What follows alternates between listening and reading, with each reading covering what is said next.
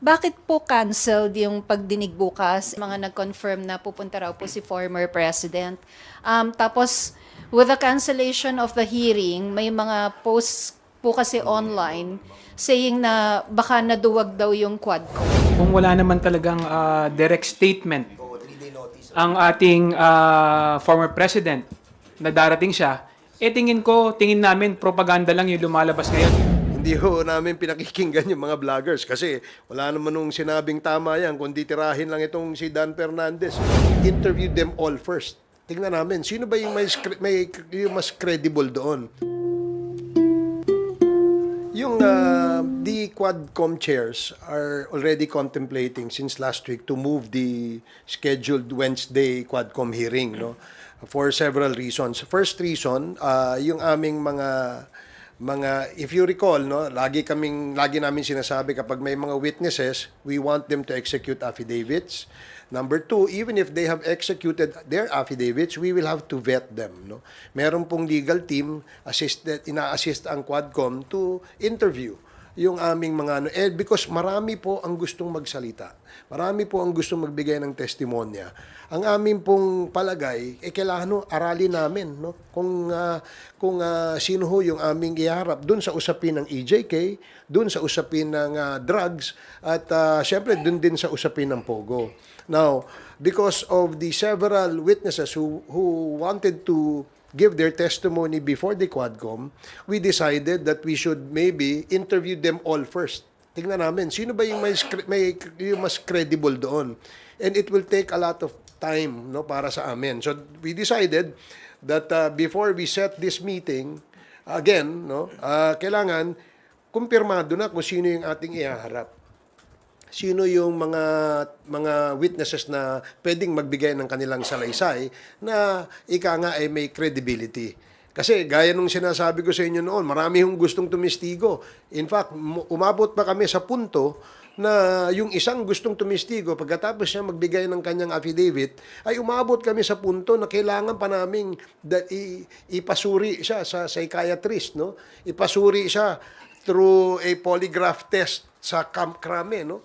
Para malaman namin kung ito ba'y nagsasabi ng totoo. Hindi ho madali, no, magpresenta ng witnesses. Kaya napag-usapan nga namin, kagaya ho kahapon ng hapon, na-decide na ho namin na i-cancel yung aming meeting supposedly for tomorrow, ngayong Wednesday, November 13, to give us more time hanggang next Thursday to interview, to set up our agenda, at tapusin po lahat ng pwede naming ma-interview.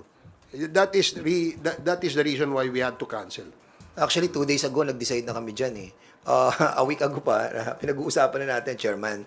And then suddenly, kahapon parang last night, parang nakakita tayo na attend na raw sila. And ang problem natin dyan, we have already notified yung mga resource persons, especially yung mga galing sa Cebu, yung mga victims.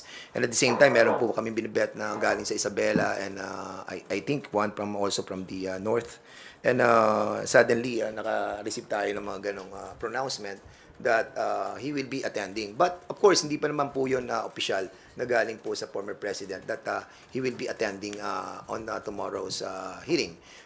Unless and until that we have received any copy from him, then most likely. But it's hard to na makapag-ano na po tayo tomorrow because yung pronouncement and the invitation to other resource persons were already been canceled. Dagdagan ko lang yung sinabi ni Kong Dan, no?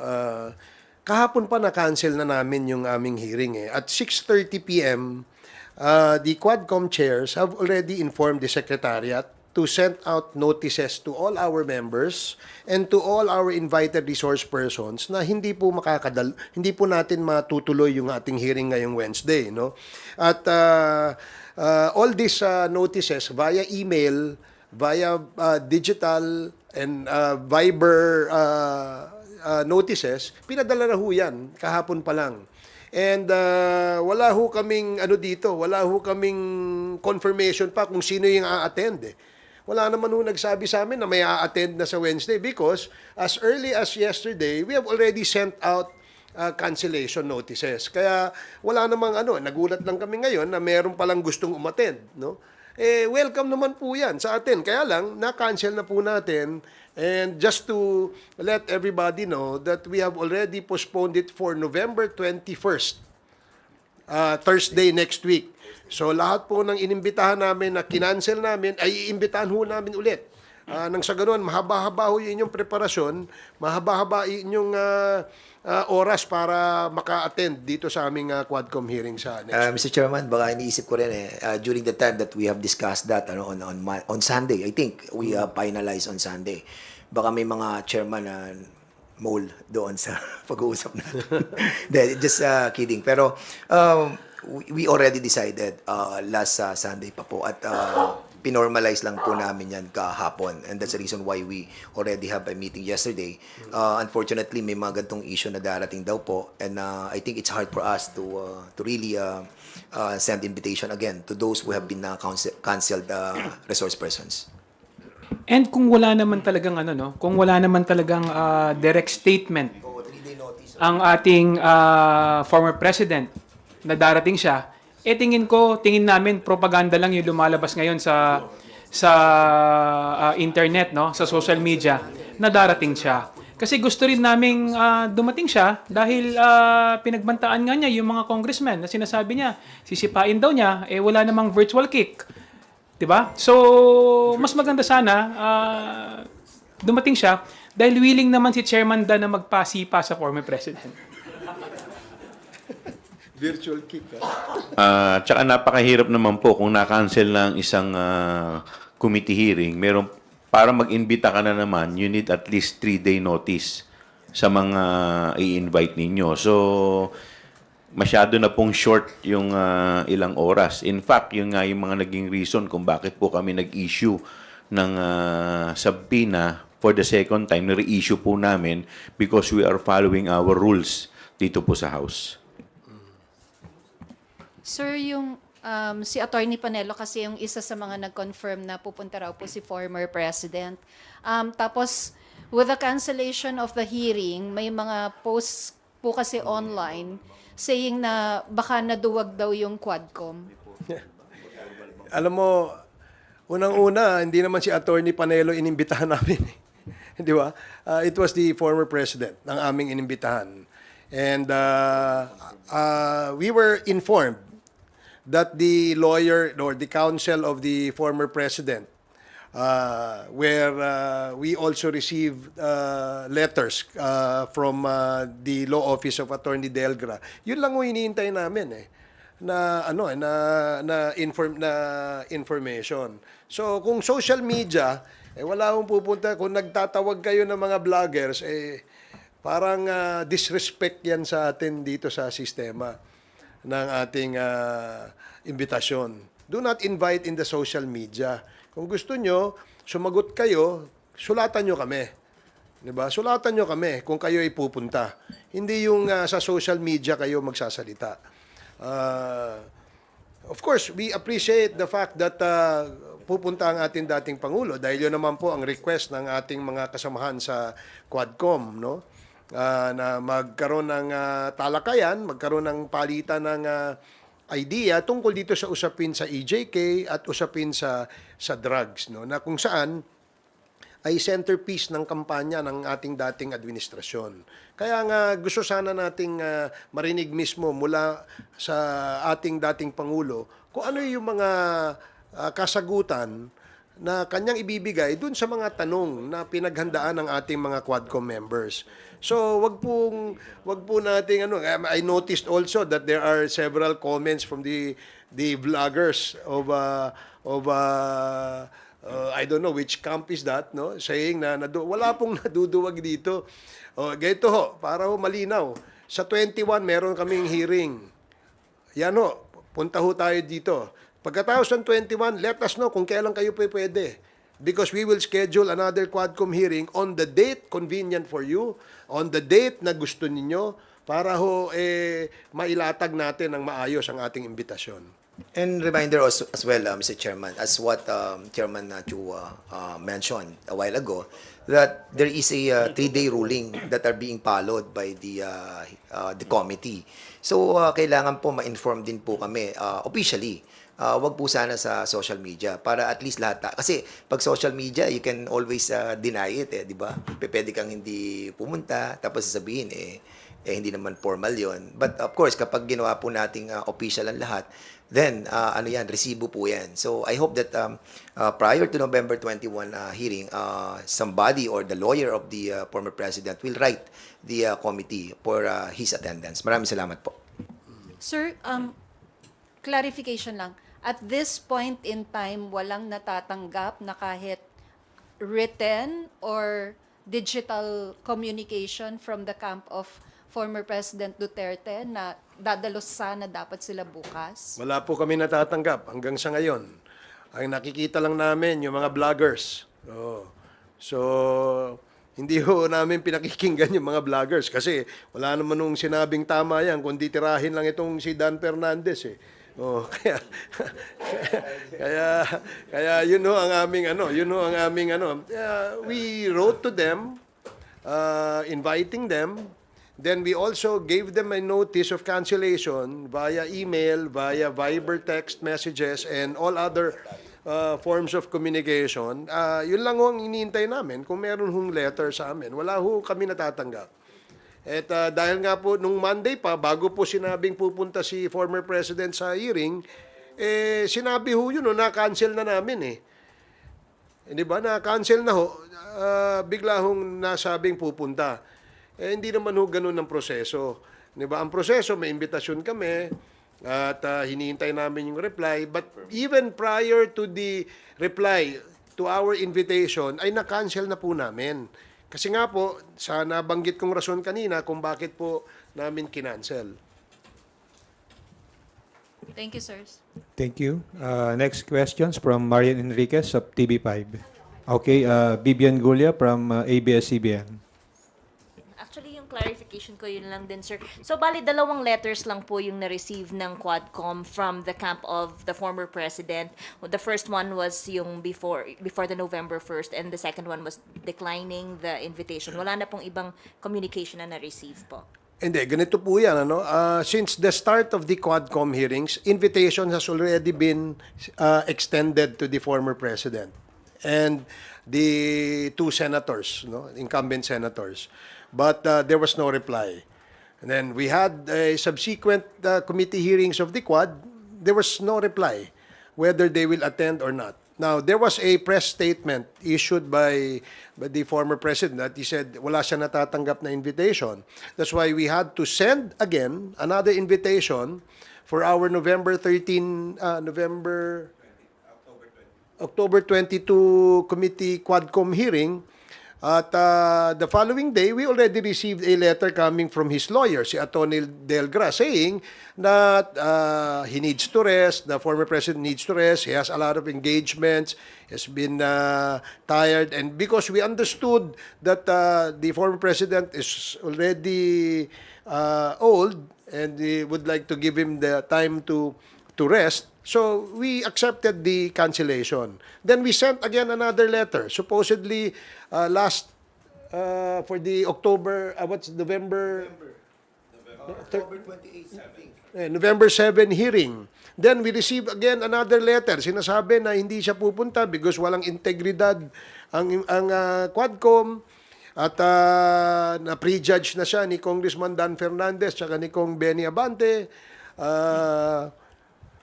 At saka mahaba pa yung rason. So we accepted again the refusal to attend. Now we're supposed to have a November 13 hearing, but we decided to cancel it yesterday. Ngayon sasabihin na pupunta. Ano ba talaga, kuya? Di ba? So ito formally sent po yung letter, ang invitation. Of course, we appreciate the fact that the former president is now interested to attend, no? Malaki pong yan, dahil malaki pong maitutulong niyan sa Quadcom. Talagang, in other words, talagang propaganda lang, yung ginagawa nila, lalong-lalo na yung sinasabi nilang pag-attend sa committee hearing ng Quadcom, talagang nabubudol-budol nga yung ating mga mamamayan regarding sa kung ano yung kanilang mga sinasabing statement. Thank you. Before we continue our press conference, I'd like to acknowledge the arrival of House Committee on Human Rights Chairman, Manila Representative Benvenido Benny Abante Jr. Thank you for joining us, sir. Okay, Bibian, are you okay? May I call on Lenesca Panti from GMA News Online? Good morning po. Sir, yung kay former President Duterte also, he said that he had nothing more to say, to add, given his testimony in the Senate, the drug war probe. And he also said na wala na daw siyang pera para pamasahe. Papamasahihan niyo daw ba siya?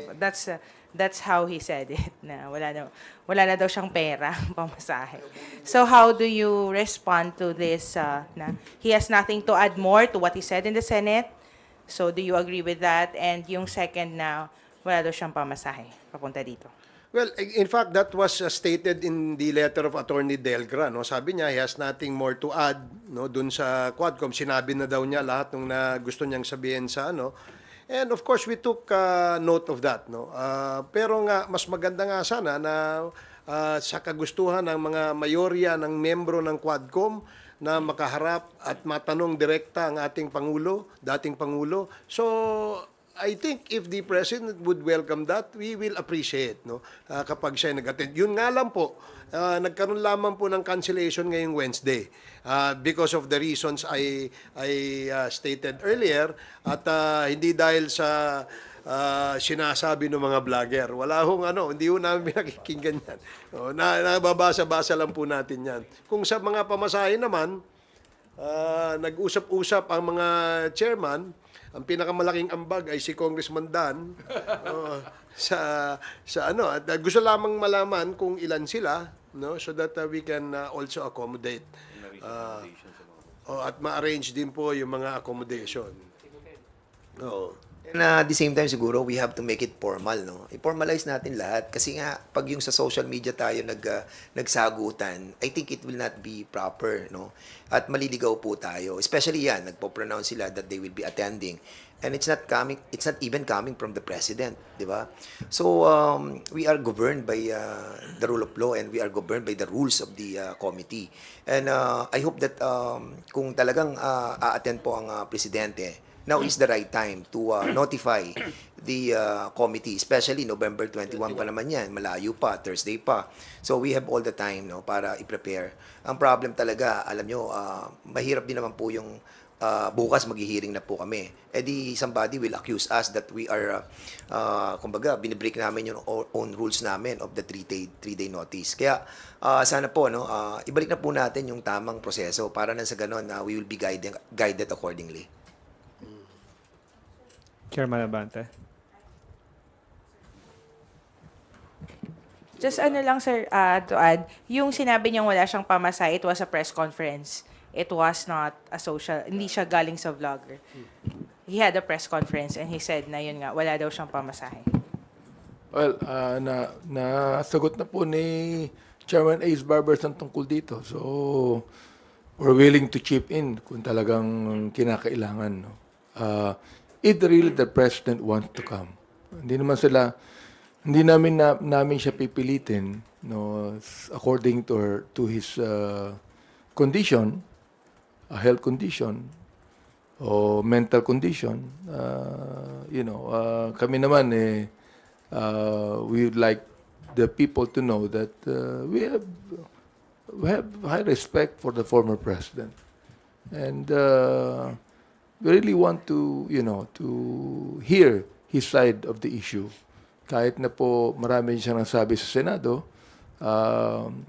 it's up to him actually. It's up to him. Hindi naman niya sinabi personally na pupunta siya. It was actually his lawyers who said it. So, it's up to him. If you'd like to come, very much welcome po siya. Just like to add lang po no, on the first point, kasi po, our only basis is yung letter ni Attorney Delgra. I don't know yet the sentiments of the former president. But when the committee invites resource persons, it's not only for them to have any unilateral pronouncements, but we also have questions. So pag sinasabi po nila they have nothing more to say, I think kami po sa committee ay marami pong katanungan. So we hope that they do reconsider. When he appeared before the Senate and he made those pronouncements, I think it left more questions than answers. So on the topic lang po, no, na sinasabi na they have nothing more to say, I hope that they could reconsider, take the invitation, and then answer the questions of our members. Yun lang po. Thank you, Lenesca. Gab Lalu from Inquirer Online, please proceed with your questions. Sir, just a quick follow-up. Kasi na-mention po yung advanced age ni former President Duterte. Pero if I recall, in one of the hearings before the Quad Committee was formed, parang pumunta po si former Senate President Juan Ponce Enrile, di ba? To explain dun sa CESA. May ganun din po. Parang kumbaga kung nakapunta po si former Senate President Enrile, bakit hindi makakapunta si... Well, actually, yung ano yun, sa Committee on Public Order and Safety, when we started the investigation on the POGO, it was initially referred to my committee, and we invited the former Senate President, si Juan Ponce Enrile, and with all due respect with him, talagang siya po ang inuna namin because of his old age. And lahat na po ng mga questions that wanted to be asked about dun sa I think executive order number I forgot, 53 ata o 54 about sa POGO ay tinanong na po kay former Senate President, and after which ay pinayagan na po namin na makauwi po si Juan Ponce Enrile, and we hope that sana ganun nga din po ang gawin, no, kasi naman lahat naman po ng members dito, no, we just have to establish lang po dun sa hearing that kailangan po talagang ano po natin yung proper decorum, no, at sana walang uttering of bad words, no, para at least yung respect, bigat sa di ba, respect din at siguro kung gano'n ang magiging tema ng ating pong hearing on November 21, magiging maayos din po katulad nung kay Senate Juan Ponce Enrile. And we hope that we will have a proper and dignified hearing on November 21 with the presence of the former President. Para lang malinaw, yung aming decision to cancel the hearing ay kahapon po yon, Lunes, no? Lunes dahil po ang susunod na hearing ay sa Miyerkules. Pero last week pa ho, napapag-usapan namin yon dahil nga tuloy-tuloy yung aming vetting sa aming mga witnesses. So we decided na mukhang kukulangin tayo sa oras at sa araw para matapos natin yung interview namin dun sa mga gustong magtestigo. So we decided yesterday ng hapon na i-cancel na ito. And immediately, the Secretariat sent notices to all the resource persons, to all the invited guests, and ating pong mga members. No? Wala hong confirmation na may pupunta si dating Pangulong Duterte. Wala hong ganong information. In fact, nalaman lamang namin na pupunta siya, no, dahil nga marami daw kumakalat sa social media. But we already canceled. We sent out notices of cancellation kahapon pa ho. So ang confirmation nila came after we already canceled. So sa susunod, huwag nyo na i-cancel. November 21 po ang aming next invitation. And if you wish to attend, we will appreciate. If you do not, then please let us know ahead of time. Sir, just another follow-up. Usually po ba gaano katagal yung response time ng mga resource persons? For example, if you sent out the invitation last, kunyari, Monday, how long do resource persons reply? Depende sa yung iba, immediately, they reply, no? Meron na kaagad mga receipt, no? Yung mga notices, no? Meaning they acknowledge that they already received the cancellation notice. Yung iba naman, it takes a while, no? Minsan 2 hours, 3 hours. Minsan nga hanggang kagabi, meron pa nagpadala ng notice at 10:35 p.m. Formal notice of cancellation was sent to Attorney Delgra at 9:23 p.m. And an email also was sent to him at 10:35 p.m. So, sumagot lang siya this morning at 7:14 a.m. this morning. So, we already advised him, but basta ang aming objective ay ma-advise sila prior to the date, the scheduled date of the committee hearing so that hindi na rin po sila maabala. Wala, it was just a acknowledgement receipt of the cancellation. Yun lang ang So meaning they knew already na canceled na yun kagabi pa, no? Because it was already sent eh. So yun ang yun ang ngayon lang namin nalaman na meron palang interest to attend ang ating dating Pangulo sa Wednesday where we have already canceled nung Monday.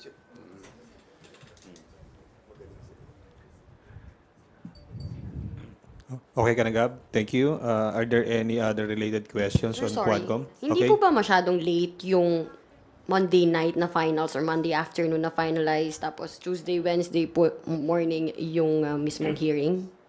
Kung kunyari nakauwi na po or lipad kumbaga from other provinces yung mga resource persons. Hindi, kaya nga we made it the point that yesterday masabihan na kagad namin sila, no? Because 2 days prior notice, I think, is enough time for them to decide on whether to go or not to go. So when we sent the cancellation notice, we knew that they all received it, they acknowledged it, at wala naman nagsabing pupunta sila. Kasi rather than ituloy natin ng Wednesday ang hearing at hindi pa ready yung aming mga witnesses, no? Sayang ho yung araw. Remember, we're also pressed for time here. Gusto namin that when we present witnesses, we discuss issues, kailangan hindi na po magtagal. Gusto namin matapos agad, nang sa ganun, makagawa na ho kami ng aming committee report. Sir, clarify lang. So kung may nag-respond po sa inyo yesterday afternoon na nung sinabi niyo yung notice na i-cancel po and may nagsabi na may a-attend, particularly Digong, itutuloy niyo po ba? Ay, hindi na. Cancel na namin eh. So, we're not going to adjust our schedule, our scheduled hearing for somebody, no? Yung amin ay we wanted to make sure na ang tatalakayin ng Quadcom, dahil marami po tayong mga kababayan na nanonood, ay hindi po sila they will not feel shortchanged. I don't know how to say that, but hindi ho sila magkakaroon ng pakiramdam na parang nabudol sila. Wala akong pambubudol sa Quadcom. Dahil yung amin po, para mailabas yung katotohanan, kailangan pulido ang aming mga testimonya ng aming mga witnesses. Thank you. Your question is still related to Quadcom? Okay, go ahead. Sir, so ngayon po fact of the matter is that nakakapagtaka para sa inyo na after ng ilan na imbitasyon sa dating Pangulo na handang tanggapin siya ng komite, ngayon kung kailan malino na kanselado sa panig nila, ngayon sila biglang maglalabas ng ugong na a-attend sila, sir. Yun, nagulat kami, no? The fact that we only found out from the social media na meron palang a-attend at nag-confirm ang ating dating... Although hindi po ito galing sa dating Pangulo. Ito po'y galing sa mga vloggers. I don't know, sino pa papaniwalaan? Ang alam ko, as far as the records of the Quad Committee is concerned, the counsel, the lawyer representing the former president is Attorney Delgra. In fact, naging issue pa nga yan eh. Di ba? Meron bang engagement, meron bang letter, etc., etc. So, we only listen, no, dun sa formally has entered their appearance before the Quadcom or those that are representing our resource persons and has informed the committee, although has not physically entered this appearance yet, no? Kagaya nga yung kay Attorney Delgra, yun ang iniintay namin. But marami pa hong hearing ito and we will expect that the former president will still attend, no? Kasi po ito yung request ng ating mga kasamahan sa Quadcom. So hindi ho ito yung una't huli. panglimang imbitasyon o mahigit panglimang imbitasyon na ito na hindi po nakadalo ang ating dating Pangulo. Ngayon ho, na na-cancel, ngayon po, mahirap pong dumalo dahil na-cancel. But we only got the confirmation from the social media. So kung ngayon na may nangyaring ganito, kung sa susunod na pagdinig ay hindi magpakita ang dating Pangulo, ano pong, how will the committee treat it? I really don't know. Kasi ngayon, mahaba-haba yung oras na pwedeng mag-decide, no, ang ating dating Pangulo. No, may nakita nga kung na isang post sa social media na sa November 21 daw, hindi daw pwede. Ano ba yung totoo niyan, di ba? I mean, basta we will send out invitations, the schedule of the Quadcom, based on our rules, based on our collective decision, we will set our hearing. And when we set our hearing, we expect that pursuant to the rules of the Quad Committee, we will send out invitations prior to the scheduled date of the committee hearing para inform po lahat ng aming resource persons na iimbitahan. Saka, bakit sa social media namin kukunin yung confirmation, di ba? I mean, kami naman, sumusulat naman kami officially. Hindi namin ina-announce sa social media na, iniimbitahan namin si dating Pangulo, di ba?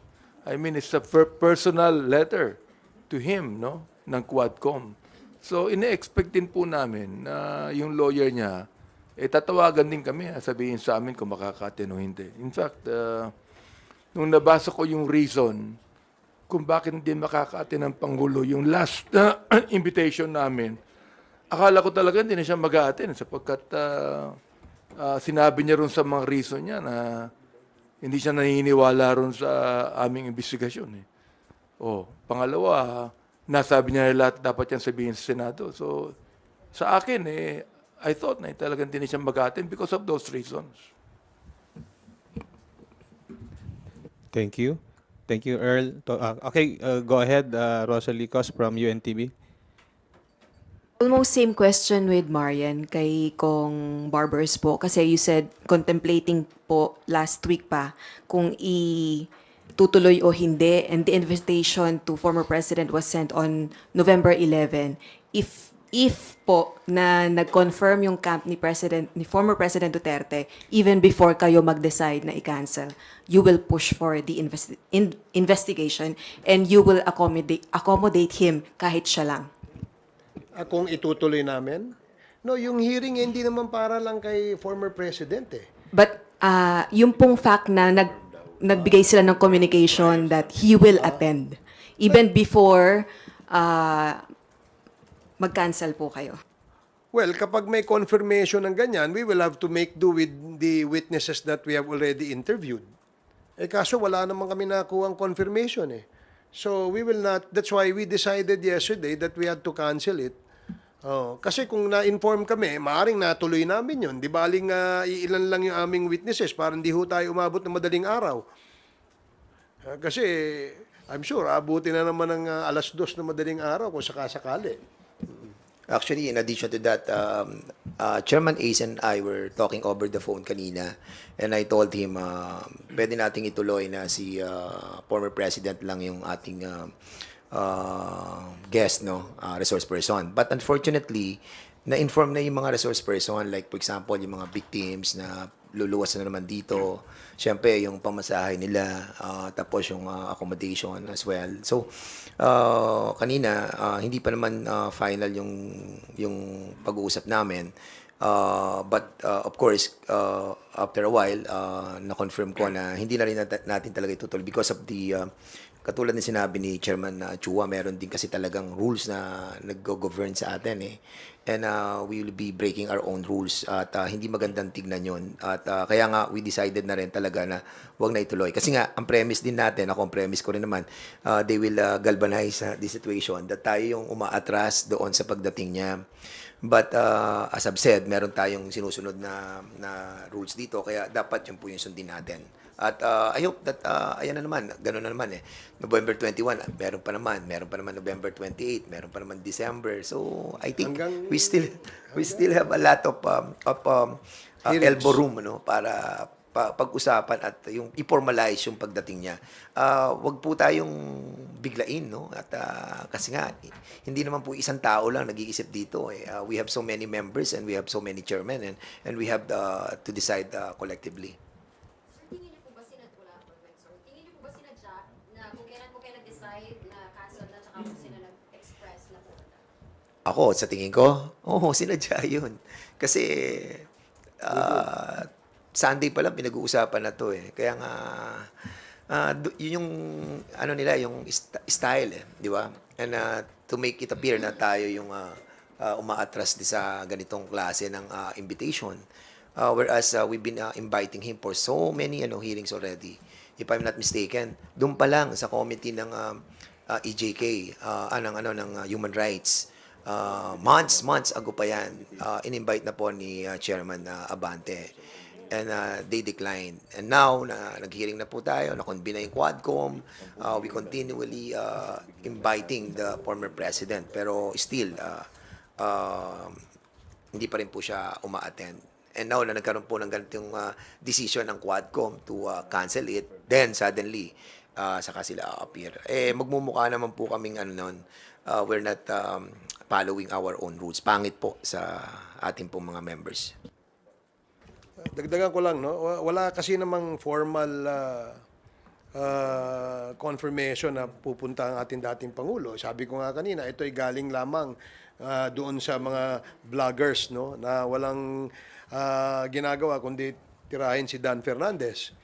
So, again, no? Yung pong next hearing namin November 21, yung gustong magpaimbita, magsabi na ho kayo para mapadala namin kayo ng invitation. No? You can send us through the email.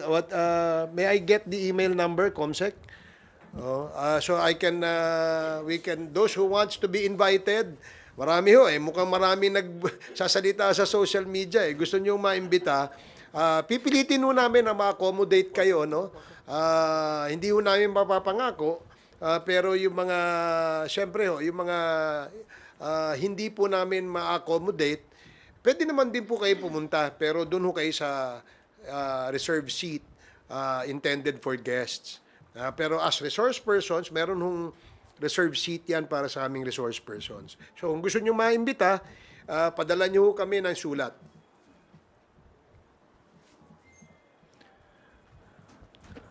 Okay. Bibian Gulia from ABS-CBN2. Sir, if you would have confirmation lang, si Colonel Garma raw po left the country last November 7th. Hindi na po ba siya kakailanganin tanungin pa ng Quadcom? No, nandiyan siya nung huling hearing namin kasama niya yung si dating Colonel Leonardo. He was also there, represented by with his lawyers, no, kasama. So we have no idea kung umalis sa bansa, nasa bansa ba, nakaalis na. I have no information. Pero hindi na po siya kakailanganin tanungin pa ng Quadcom in the succeeding hearings? Well, we advise them na kapag kinakailangan sila, ay kailangan na mag-attend sila. So far, kasi nag-move forward na tayo ng topic, no? Napunta na tayo dito sa, tapos na tayo dun sa Barayuga case, no? Somehow, no? Meron yung mga witnesses na hinarap po natin tungkol dyan sa kasong yan, ay nagpagbigay na rin sila ng kanilang salaysay. At na-record na po ito ng ating DOJ. In fact, nag-uumpisa na ng PI, no, yung ating DOJ sa kanila, no. I think nakausap na rin sila.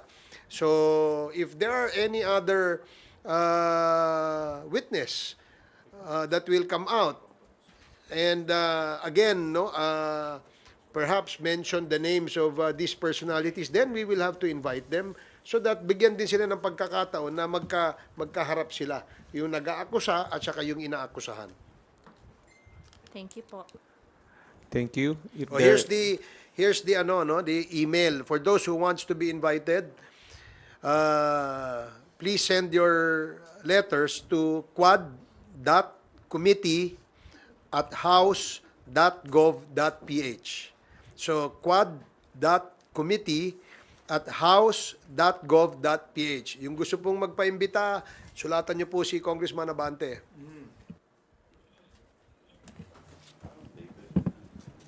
Pati yung vloggers, pwede namin imbitahan.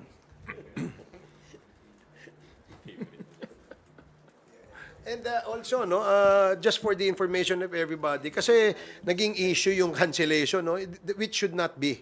No? Kasi yung cancellation, hindi naman to yung una eh. Marami na pong okasyon na, in fact, kung di ako nagkakamali, this is the second time yata na nag-reset kami. If you recall, before we even invited si Colonel Gar